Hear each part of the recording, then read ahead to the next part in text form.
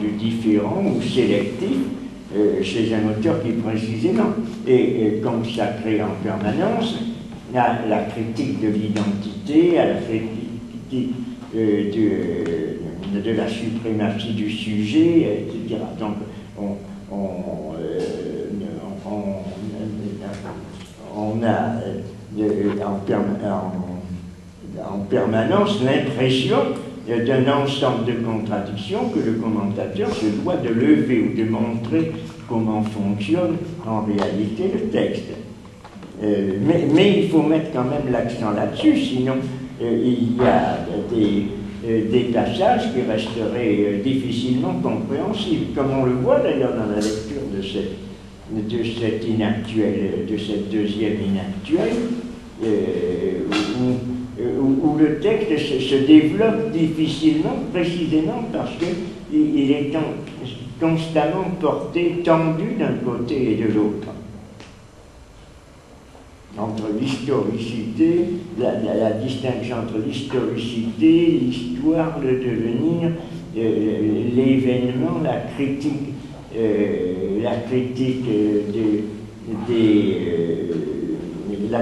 de l'histoire purement événementielle, puisque c'est ce que fait Nietzsche, la critique de l'histoire objective, qui serait une réduction abusive de l'histoire. Juste, je voudrais encore oui, par rapport à... Non, parce que je trouve que c'est très intéressant. Mais par rapport à cette... Bon, j'ai deux remarques. Par rapport à l'école des annales, ce qui est très intéressant, bon là, malheureusement, je ne retrouve pas la définition de ce que Braudel entend par événementiel.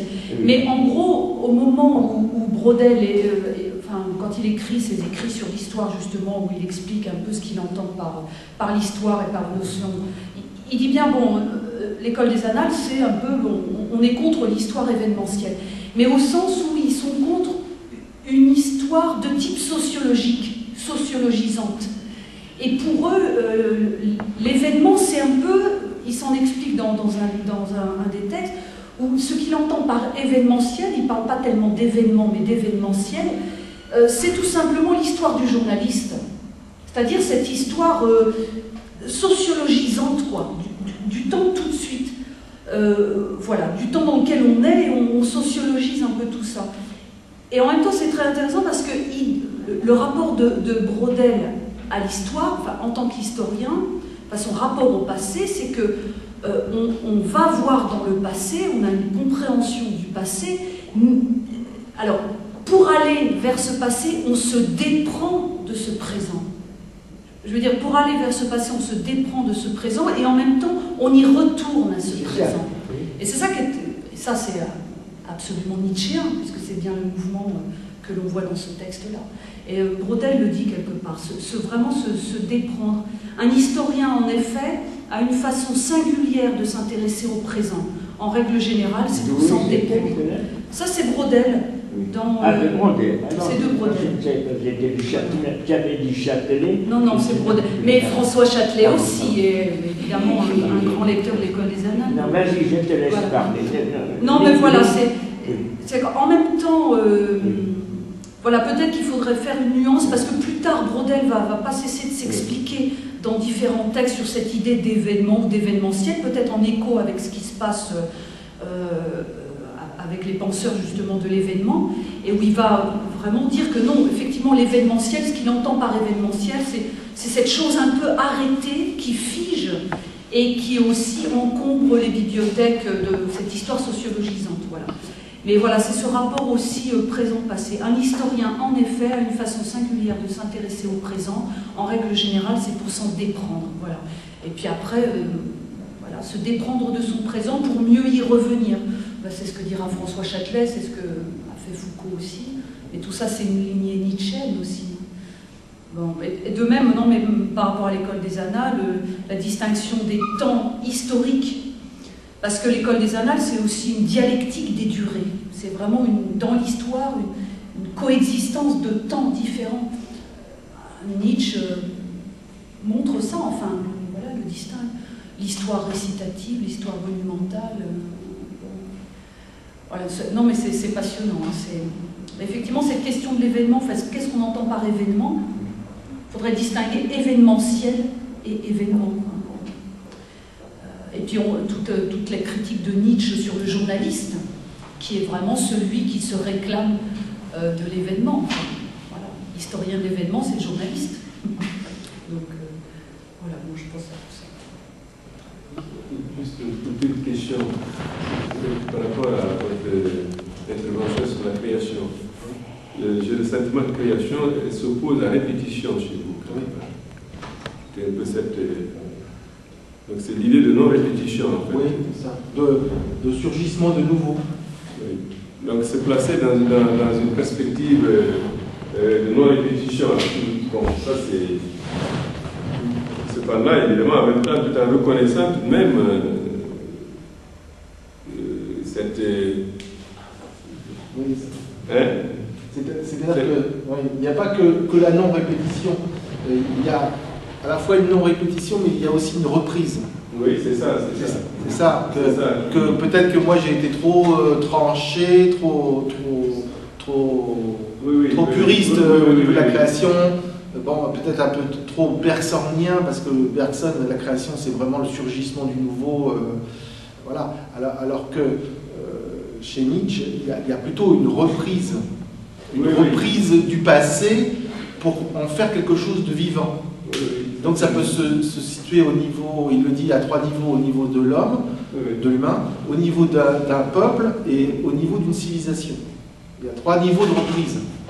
Donc le peuple doit aussi reprendre son passé pour en faire un présent ou un avenir vivant, la civilisation entière, et puis chaque homme, chaque individu de son côté doit aussi reprendre son passé, que ce soit son passé familial, passé culturel, passé voire même religieux, etc., pour en faire un présent et un avenir vivant. C'est ça son côté vivant, c'est que il veut pas Nietzsche que les choses soient mortes, mais c'est dans la reprise effectivement. Oui, je suis un peu mal exprimé. Non, pas du tout. C'était juste pour vous montrer que quand même la création et non-répétition, c'est presque. Et création et hasard aussi, je crois que ça se rejoint. J'ai l'impression que, en tout cas. Parce que si parfois le hasard, on peut le comprendre d'une manière comme si on était spectateur devant des fêtes. Hein. Attention à cette vision du hasard. Voilà. Je pense qu'ici, le hasard, on est quand même là-dedans. Hein.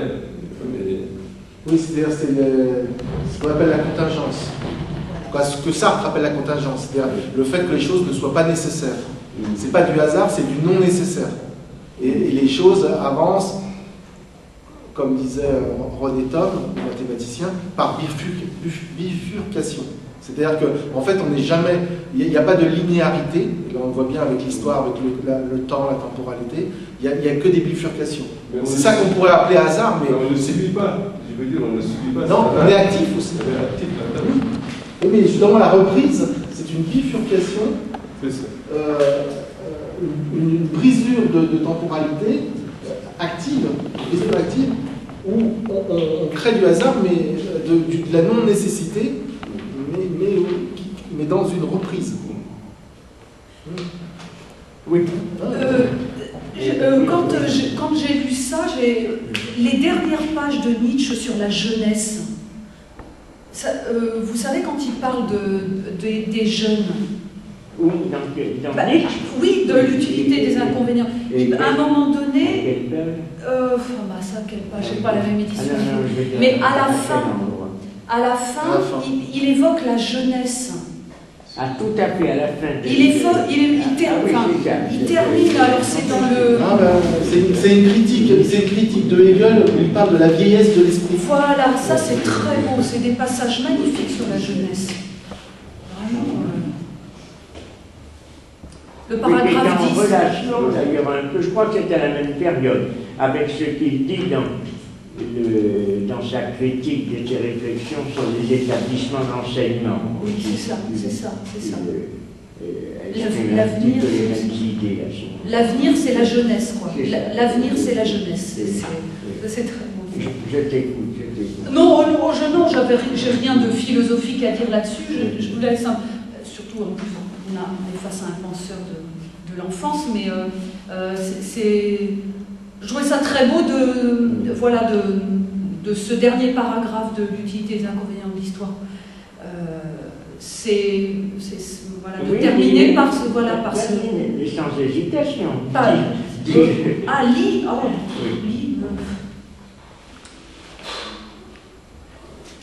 Parce que ça a à voir avec la finalité de l'éducation, en fait. Cette question de l'histoire, c'est par rapport à l'éducation. Qu'est-ce qu'on veut comme éducation? Et puis j'ai l'impression que c'est un peu, c'est ce que tu disais, par rapport à toujours cette même idée, par rapport à une histoire morte, figée dans le passé. Il y a une histoire jeune, quoi, jeune, vivante, active. Mais lire, je sais pas, qu'est-ce que je peux dire?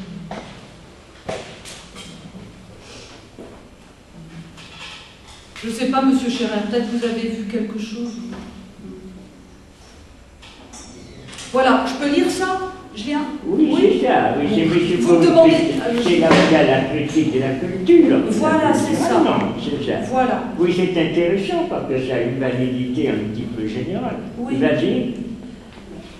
Et c'est en cela que je reconnais la mission de cette jeunesse, de cette première génération de lutteurs et de tueurs de monstres qui ouvrira la marche d'une culture, d'une humanité plus belle et plus heureuse, sans pourtant avoir de cette beauté et de ce bonheur à venir plus qu'un pressentiment plein de promesses.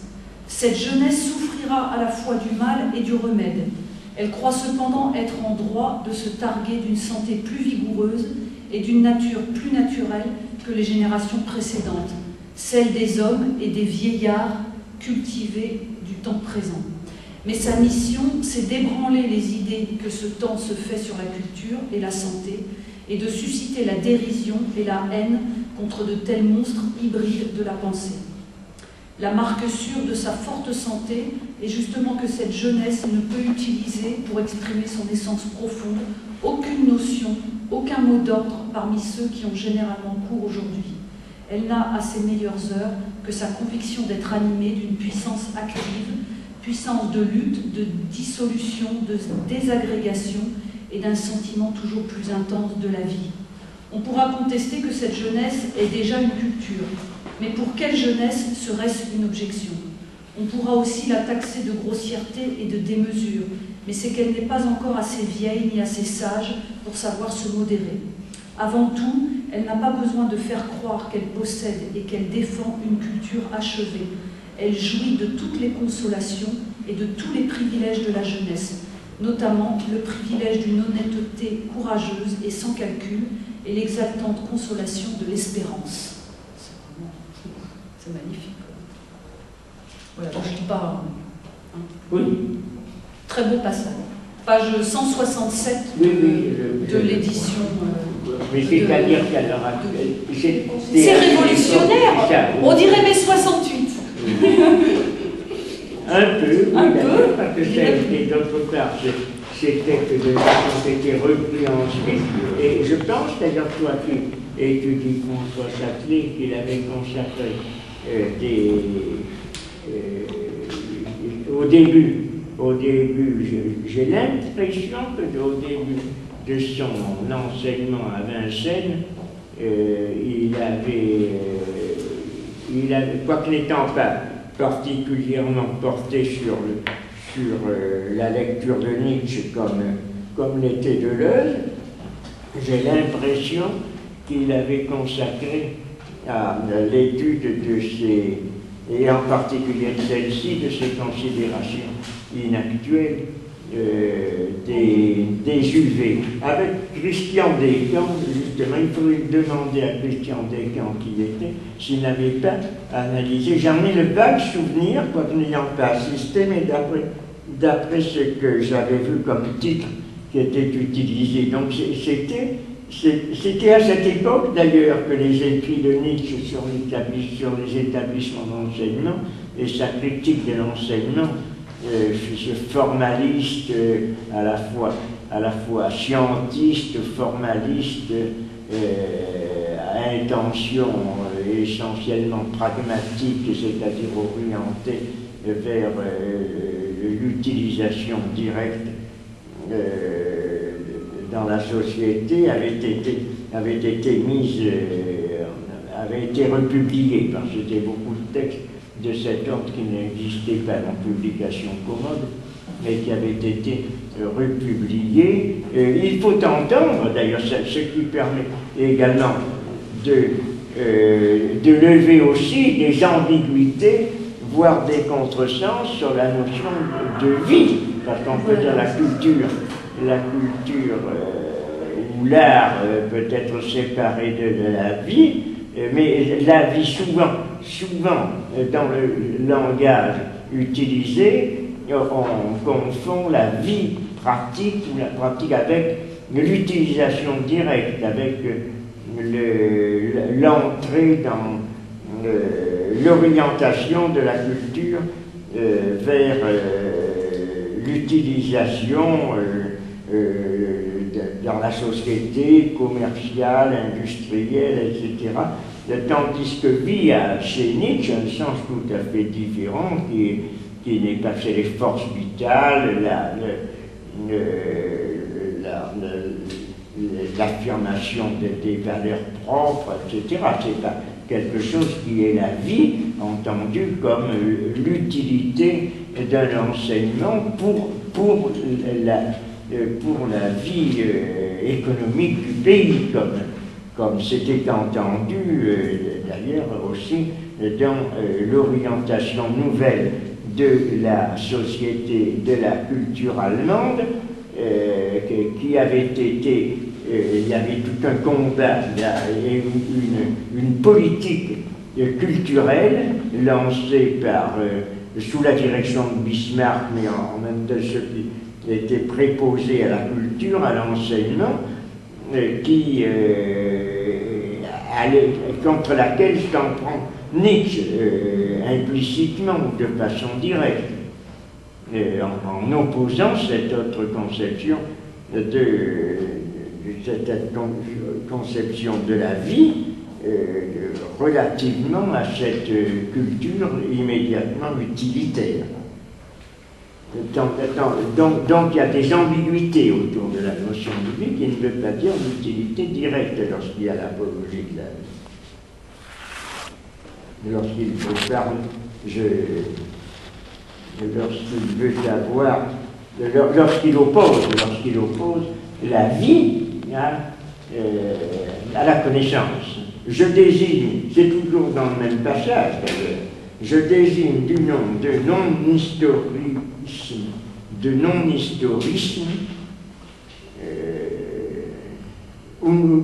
historisme, c'est toujours la même chose, du non-historisme, l'art et le pouvoir d'oublier et de s'enfermer dans un horizon limité. J'appelle super-historique, là il utilise bien le mot de super-historique, et là-haut elle utilisait le terme de supra-historique. Et qu'est-ce qu'il y a dans ta traduction là? C'est toujours über-historisch. Non, c'est un petit peu avant ce que tu as, quelques pages avant ce que tu as lu. Attends, je ne sais pas si c'était avant ou après. Non, peut-être ou après, je sais pas. Non, attends, c'était avant.